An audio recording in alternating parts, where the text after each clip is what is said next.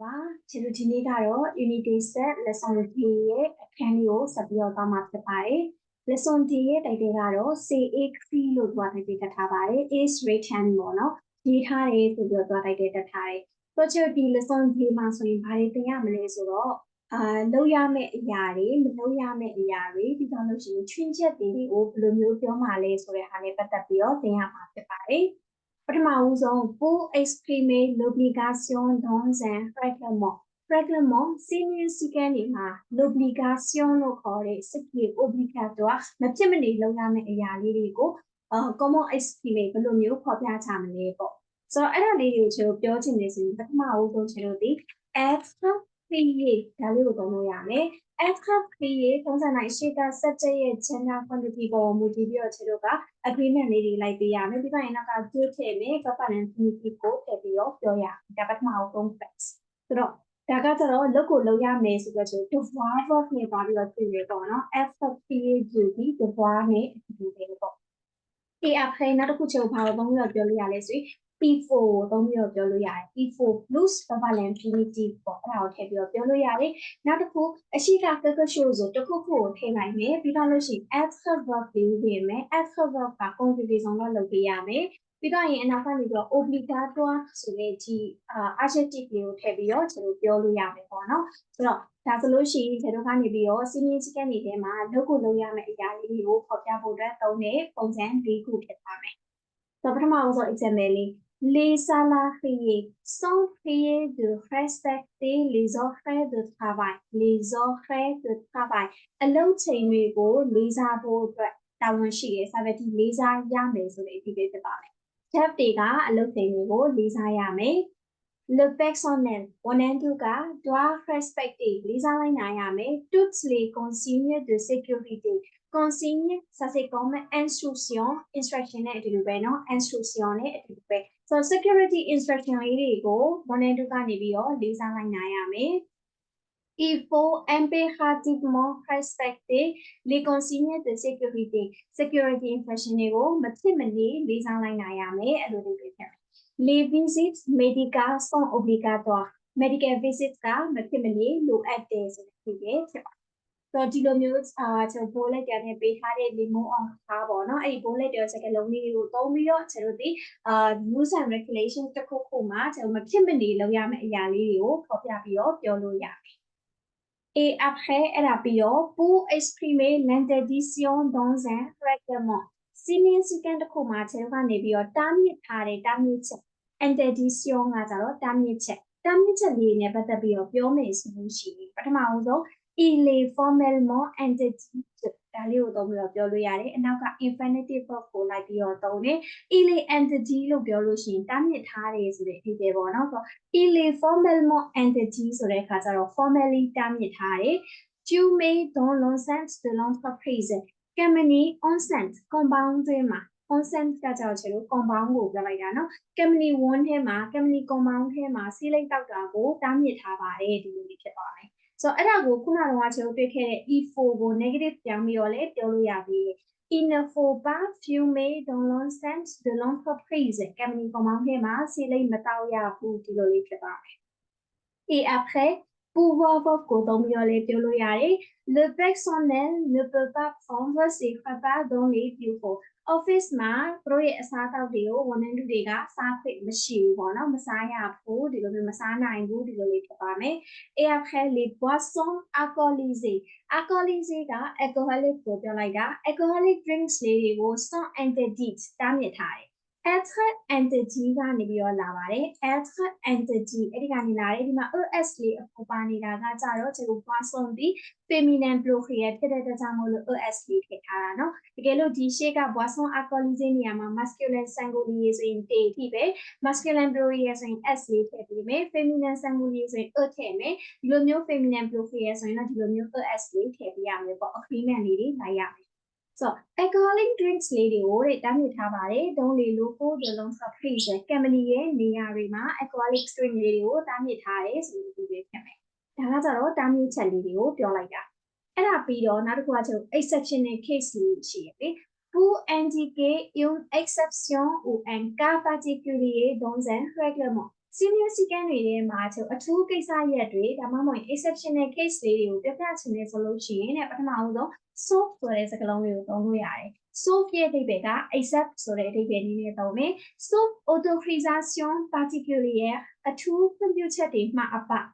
Les locaux et le matériel de l'entreprise sont exclusivement réservés aux activités professionnelles, professional activities တွေအတွက်ပဲ company ရဲ့နေရာတွေနဲ့ company ရဲ့ပစ္စည်းတွေကို reserve လုပ်ထားပါတယ်ဆိုတော့သူကပြောလိုက်တာဒါပေမဲ့ s'il y a l'autorisation particulière တကယ်လို့ဒါကျွန်တော်အထူးခွင့်ပြုချက်ရှိမယ်ဆိုလို့ရှိရင်တော့ on peut les utiliser pour les comment dire pour les activités personnelles ပေါ့နော် personal activities တွေအတွက်လည်းသုံးလို့ရနိုင်တဲ့အနေအထားမျိုးပေါ့ဒါ exceptional case ပြလိုက်တာ et après en cas de ကကြတော့ in case ဆိုတဲ့အဓိပ္ပာယ်နည်းနဲ့သုံးမယ် un certificat médical est obligatoire en cas de maladie ou d'accident accident ဖြစ်တဲ့အချိန်မှာပဲဖြစ်ဖြစ်နေမကောင်းဖြစ်တဲ့အချိန်မှာပဲဖြစ်ဖြစ်ဆေးစာကမဖြစ်မနေလိုအပ်ပါတယ်ဆိုပြီးတော့ဖြစ်ပါတယ်ဆိုအဲ့ဒီအခြေအနေအတွက်ဆိုလို့ရှိရင်ဆေးစာပြပြီးတော့ကျွန်တော် on peut prendre des congés leave တွေယူလို့ရမယ်ပေါ့c'est comme ça et après en cas d'absence absent ဖြစ်မယ်ဆိုလို့ရှိရင် le salarié doit prévenir ဆိုတာကကျွန်တော်ဘယ် verb နဲ့သွားတူတယ်လဲဆိုလို့ရှိရင်တော့ informer ဆိုတဲ့ verb နဲ့သွားပြီးတော့တူပါတယ် inform လုပ်ရမယ်ပေါ့နော်Le salarié doit prévenir son supérieur hiérarchique. Supérieur hiérarchique ဆိုတာကကျတော့အထက်လူကြီးဒီလိုမျိုးပြည့်မယ်ဆိုလို့ရှိရင် staff ကနေပြီးတော့သူ့ရဲ့အထက်လူကြီးကိုအကြောင်းကြားရမယ်ဆိုပြီးတော့ပြောလိုက်တာဖြစ်ပါတယ်။ဆိုတော့ဒီမှာဆိုရင်တို့မဖြစ်မနေလုပ်ရမယ့်အရာရှောင်ရှားရမယ့်အရာ exceptional case ဒီသုံးခုကိုသင်ပေးသွားတာဖြစ်ပါတယ်။ Et après အဲ့ဒါပြီးတော့les personnes de l'entreprise ဆိုပြီးတော့ company မှာရှိတဲ့လူတွေပေါ့နော်အဲ့ဒီလူတွေကိုသူက vocab အနေနဲ့ပေးထားတယ်ပထမဆုံး staff လို့ပြောချင်တယ်ဆိုရင် les salariés လို့သုံးမယ်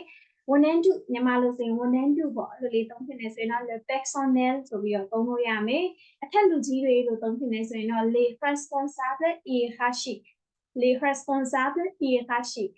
နောက်တစ်ခုကကြတော့ကျွန်တော် company ရဲ့direction အဖွဲ့ပေါ့နော်အဲ့ဒါဆိုလို့ရှိရင်တော့ la direction လို့ပြောပြရမယ်။ကဲဒါဆိုရင်တော့ written အပိုင်းလေးကိုပြန်ပြီးတော့ဆက်ပြပါမယ်။အနောက်ကနေပြီးတော့ like ဆိုပေးပါနော်။ Pour exprimer l'obligation dans un règlement,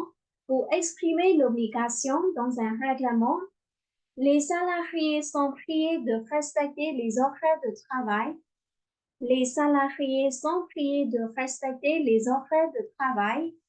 Le personnel doit respecter toutes les consignes de sécurité. Le personnel doit respecter toutes les consignes de sécurité. Il faut impérativement respecter toutes les consignes de sécurité. Il faut impérativement respecter toutes les consignes de sécurité. Les visites médicales sont obligatoires. Les visites médicales sont obligatoires. Je répète jusqu'ici, puis tu bien sauver. Pour exprimer l'obligation dans un règlement, les salariés sont priés de respecter les horaires de travail. Le personnel doit respecter toutes les consignes de sécurité. Il faut impérativement respecter toutes les consignes de sécurité. Les visites médicales sont obligatoires. Les visites médicales sont obligatoires. Pour exprimer l'interdiction dans un règlement, il est formellement interdit de fumer dans l'enceinte de l'entreprise. Il est formellement interdit de fumer dans l'enceinte de l'entreprise. Il ne faut pas fumer dans l'enceinte de l'entreprise. Il ne faut pas fumer dans l'enceinte de l'entreprise. Le personnel ne peut pas prendre ses repas dans les bureaux. Le personnel ne peut pas prendre ses repas dans les bureaux. Les boissons alcoolisées sont interdites dans les locaux de l'entreprise. Les boissons alcoolisées sont interdites dans les locaux de l'entreprise. Pour exprimer l'interdiction dans un règlement, il est formellement interdit de fumer dans l'enceinte de l'entreprise. Il ne faut pas fumer dans l'enceinte de l'entreprise. Le personnel ne peut pas prendre ses repas dans les bureaux. Les boissons alcoolisées sont interdites dans les locaux de l'entreprise. Pour indiquer une exception ou un cas particulier dans un règlement,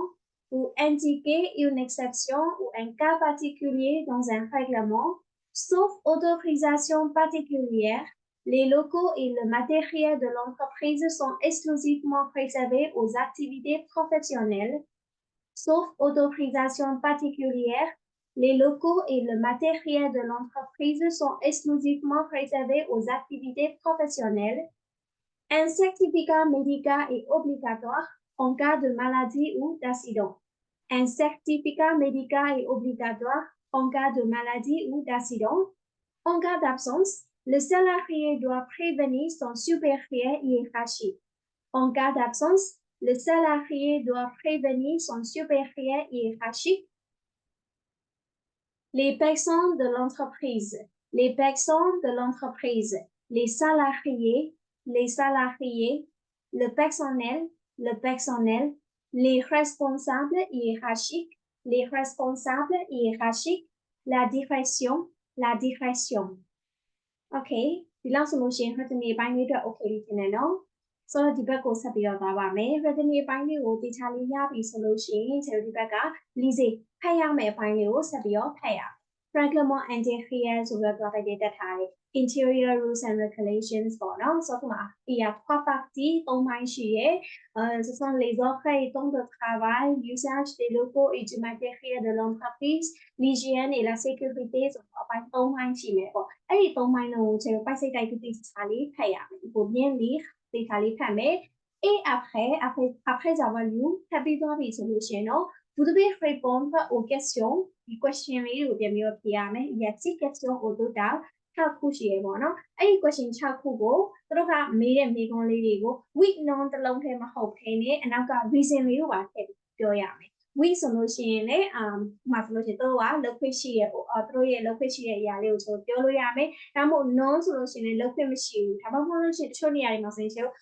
exception လေးတွေနဲ့ပြောလို့ရတယ်ဘယ်လိုမျိုးသားဆိုရင်တော့လောက်ခွင့်ရှိရဲဒါမျိုးလေးကိုကျွန်တော်ပြည့်စုံပြန်ပြီးတော့ဖြေပေးရမယ် we non ပဲပြန်ပြီးတော့ဖြေလို့မရဘူးเนาะဆိုတော့အဲ့ဒါကိုဖြေပြီးသွားပြီဆိုလို့ရှိရင် test ကိုပို့ပေးရပါမယ်ဒါက hierarchy အပိုင်းမှာ